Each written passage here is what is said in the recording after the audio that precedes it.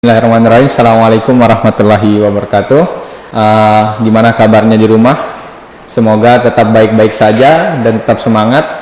Baik, pada kesempatan pagi ini kita akan mendengarkan tausiah serta pencerahan yang akan disampaikan oleh Kiai Haji Masud Asyhadi selaku pimpinan Pondok Pesantren Al-Mujahidin. Waktu dan tempat dipersilakan. Assalamualaikum warahmatullahi wabarakatuh. Waalaikumsalam. Alhamdulillahi wa akhidus samad, lam yalid wa lam yulad wa lam yakul lahu kufuwan ahad. Asyhadu an la ilaha illallah wahdahu la syarikalah wa asyhadu anna Muhammadan abduhu wa rasuluh. Allahumma shalli ala Muhammad wa ala alihi wa ashabihi ila mittanad amma ba'd. Kita panjatkan puji syukur kehadirat Allah Subhanahu wa taala. Pada kesempatan ini kita bisa bertemu dalam rangka untuk watawasau bil haq watawasau bis sabr. Mudah-mudahan pertemuan kita ini mendapatkan ridha Allah dan apa yang kita kerjakan merupakan salah satu ibadah kepadanya, sehingga Allah akan membalas dengan ganjaran yang berlipat ganda. Salam mudah-mudahan terlimpah kepada junjungan kita Rasulullah Muhammad Sallallahu Alaihi Wasallam, pada para keluarga, para sahabat dan segenap pengikutnya sampai nanti pada akhir zaman. Para santri sekalian, alhamdulillah kita bisa bertemu ya, meskipun jauh. Mudah-mudahan Allah melimpahkan rahmat dan berkahnya, sehingga apa yang kita harapkan kita untuk bisa bersilaturahmi secara langsung akan terwujud. Ini harapan kita. Kita untuk sementara ini bersabar, karena ini memang kehendak Allah. Ini memang takdir Allah. Kita harus menyikapi dengan bijak, kita terima dengan kesabaran, kita berusaha secara ilmu, akal, dan tenaga kita agar kita terhindar dari musibah ini. Kemudian kita bertawakal kepada Allah Subhanahu wa ta'ala.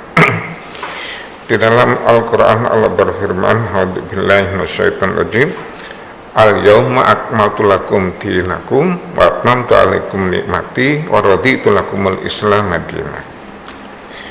Ketika Rasulullah melakukan haji wada, turunlah ayat yang terakhir yang diterima oleh Rasulullah SAW. Di dalam ayat itu menjelaskan, pada hari ini aku telah sempurnakan agamamu. Wa'atmamtu alaikum nikmati, dan aku sempurnakan nikmatku. Jadi yang perlu saya garis bawahi, agama itu nikmat. Agama itu nikmat yang diberikan oleh Allah melalui Rasulnya agar manusia mendapatkan ketentraman, ketenangan, kehidupan dunia dan akhirat. Jadi orang Islam itu mengimani ada kehidupan setelah kematian, dan itu nikmat. Orang yang tidak beriman dengan hari akhirat cenderung akan senantiasa terguncang hatinya. Saya baca di surat kabar beberapa hari yang lalu, di Jepang itu diumumkan darurat bunuh diri. Jadi di Jepang itu tambah akhir orang bunuh diri tambah banyak. Yang bunuh diri itu mulai yang muda-muda sampai yang tua-tua. Kenapa seperti itu? Itu adalah suatu bentuk karena tidak beriman kepada hari akhir. Sehingga ketika dia mendapatkan sebuah persoalan yang menurut dia tidak bisa diatasi dalam kehidupan ini, maka dia lebih baik bunuh diri. Anak muda-muda yang ada yang nilainya tidak bagus, gagal, bunuh diri. Ada yang menginginkan sebuah pekerjaan ternyata gagal, merasa tidak ada artinya hidup ini, bunuh diri.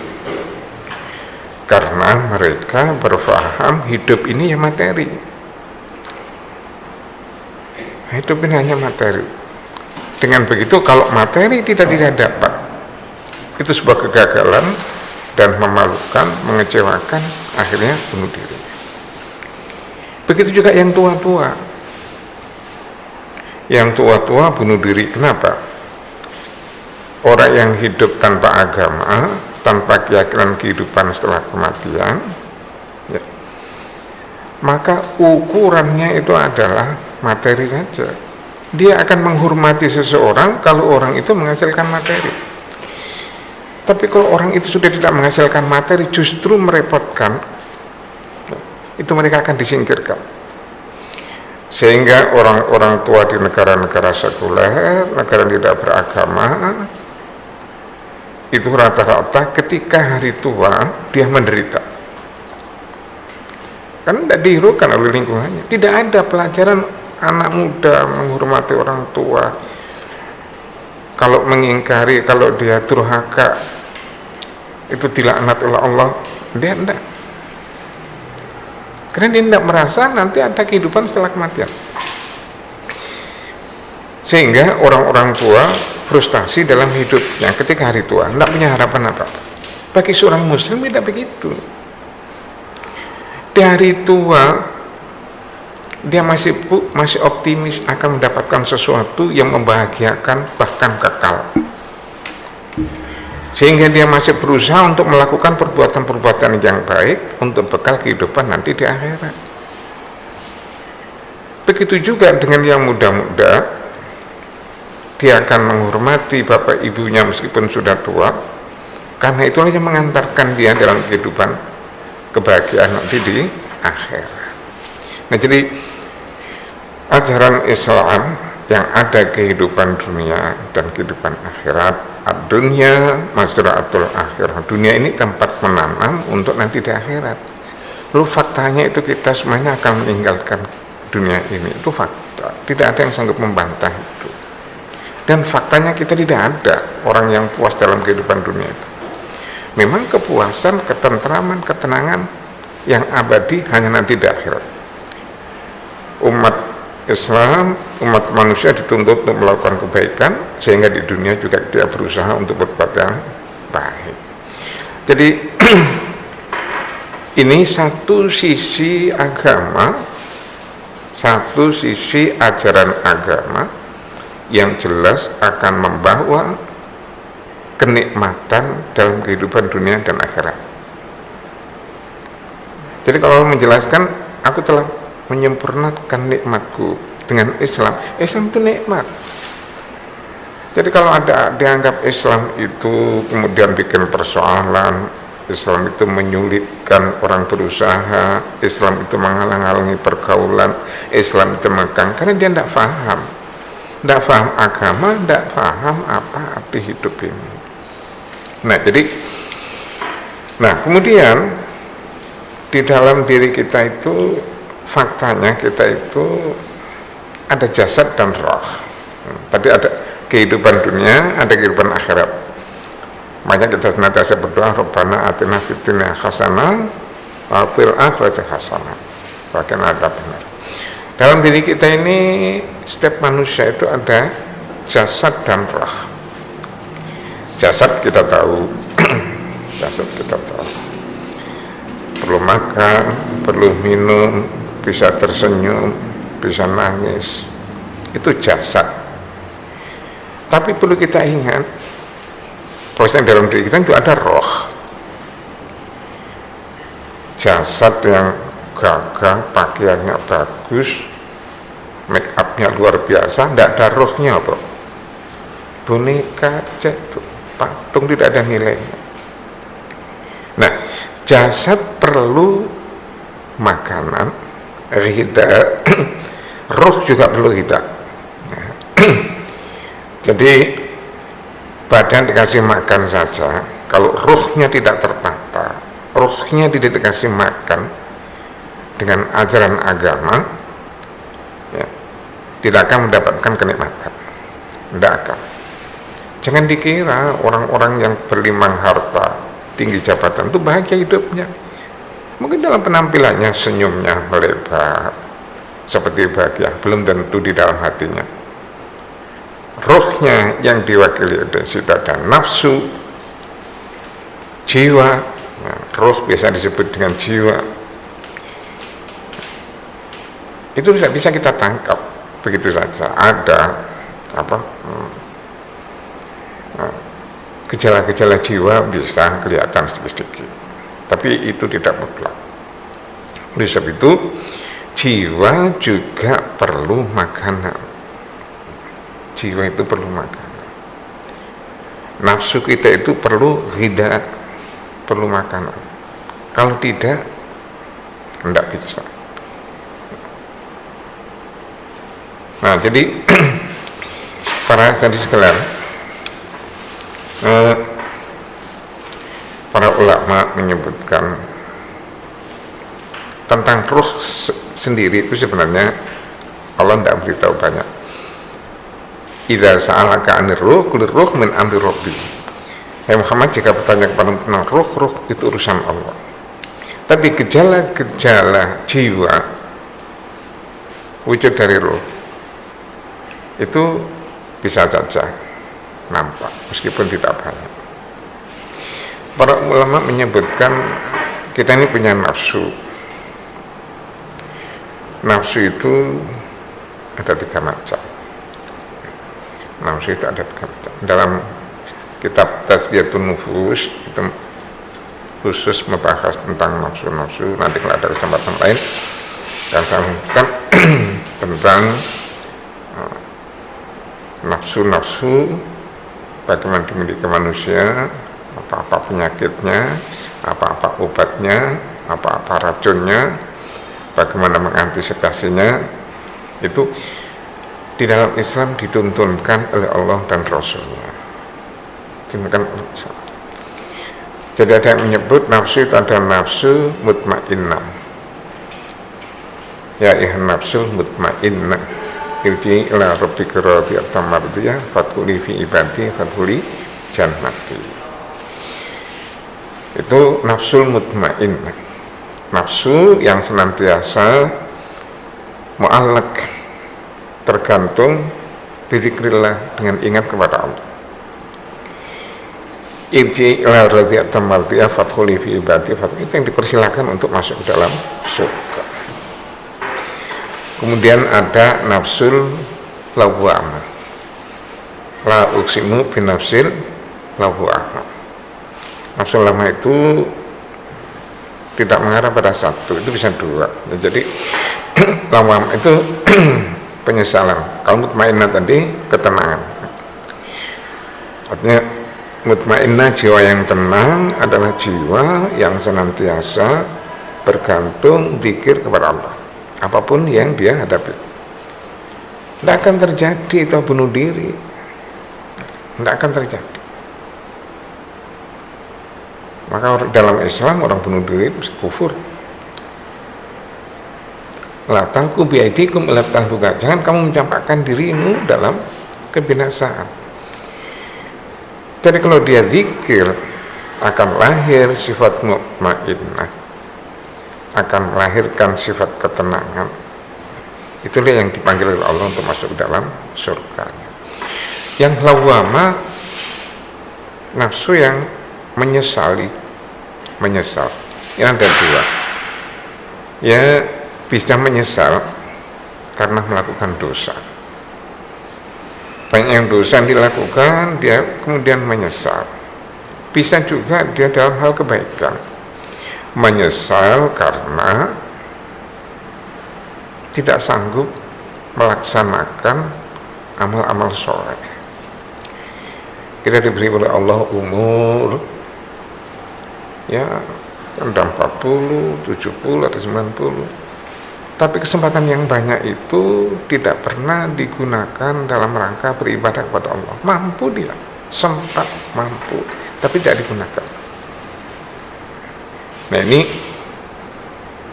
sebenarnya cukup panjang hal-hal yang berkaitan dengan nafsu mutmainnah, nafsu lawwamah. Kemudian yang terakhir nafsu amaratu bisu.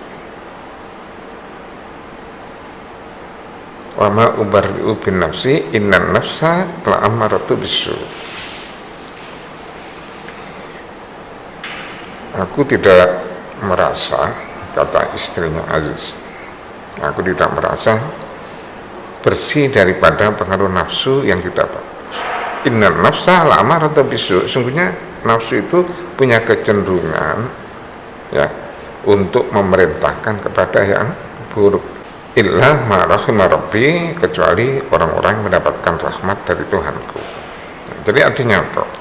Di dalam diri manusia ini ada kecenderungan baik, ada kecenderungan buruk. Nafsu ini bisa mendorong kepada baik, bisa mendorong kepada buruk. Lalu menjelaskan yang mendorong dorongan kepada buruk akan menggelincirkan manusia illa ma rahimah rabbi, kecuali orang-orang yang mendapatkan rahmat dari Tuhanku. Artinya kita bisa menghindari nafsu-nafsu yang mendorong kepada kejelekan dengan rahmat Allah jika kita mendekatkan diri kepada Allah Subhanahu wa Ta'ala. Oke, jadi itu tadi penyampaian tausiah serta pencerahan dari pimpinan pondok Haji Masud Asyadi. Mungkin ada sedikit pesan untuk santri kita yang ada di rumah masing-masing yang selama ini kita tahu pembelajaran kita secara online, kemudian di masa pandemi COVID seperti ini. Silakan, Pak. Jadi kita sebagai seorang muslim itu percaya adanya takdir, qadha dan qadar. Nah, jadi segala sesuatu yang terjadi itu kehendak Allah Subhanahu wa Ta'ala. Tinggal kita menyikapi kejadian atau kondisi itu saja.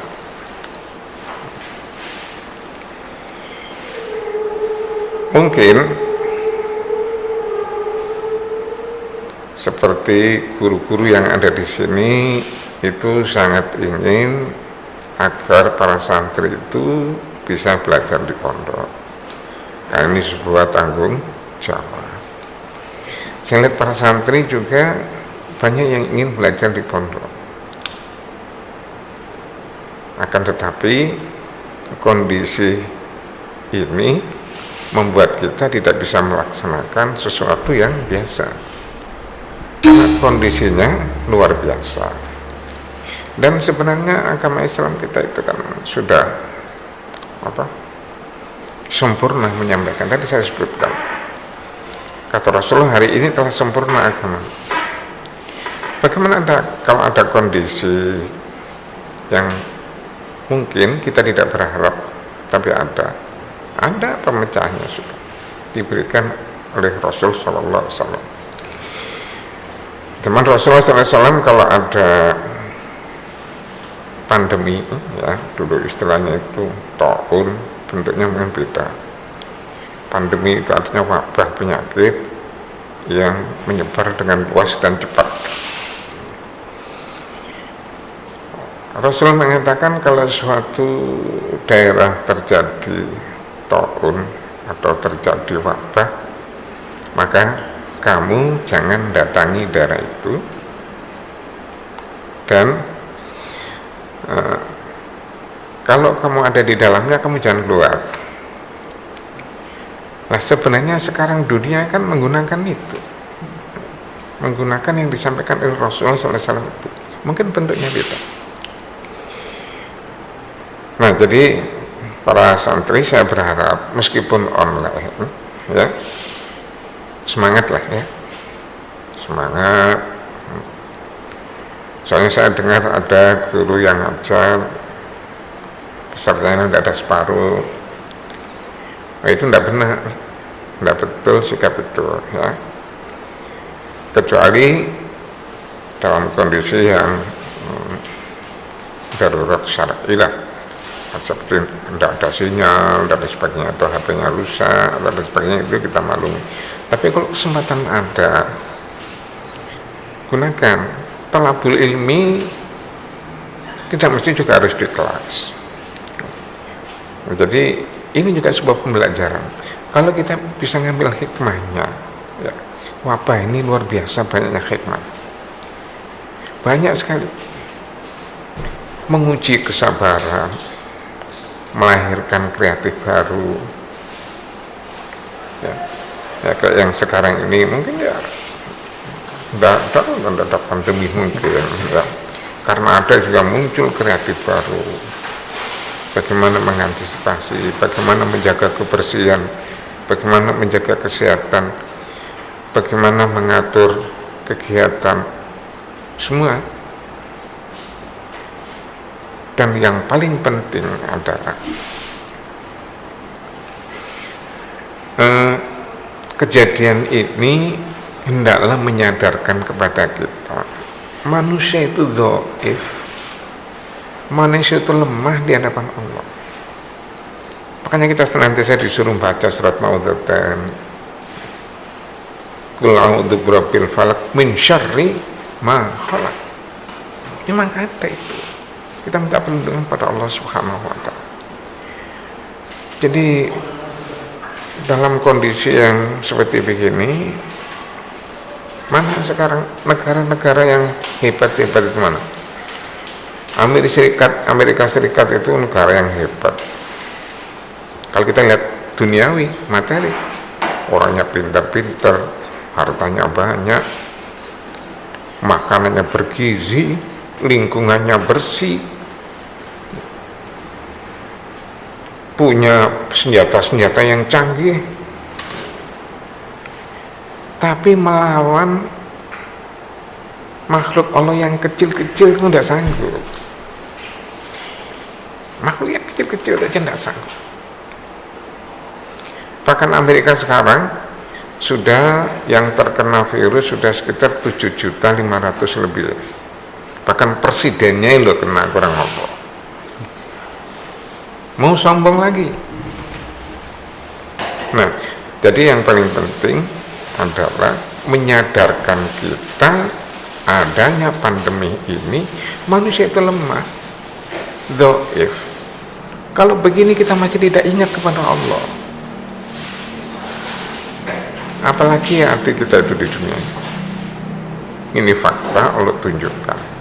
Kalau kita tidak mau ingat kepada yang menciptakan musibah-musibah ini, bisa jadi Allah akan memberikan yang lebih hebat lagi.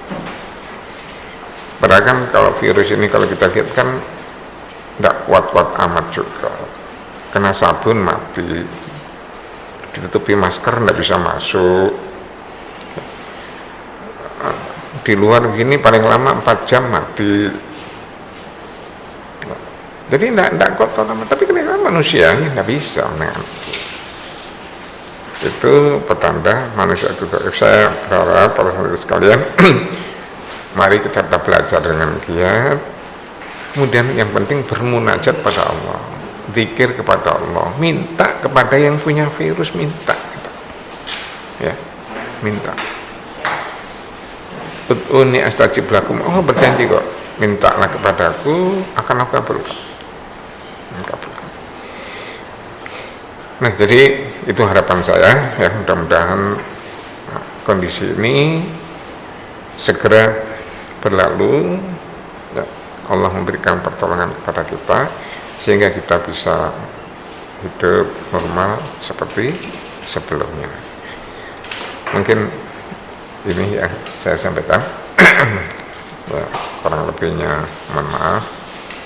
Assalamualaikum warahmatullahi wabarakatuh. Waalaikumsalam warahmatullahi wabarakatuh.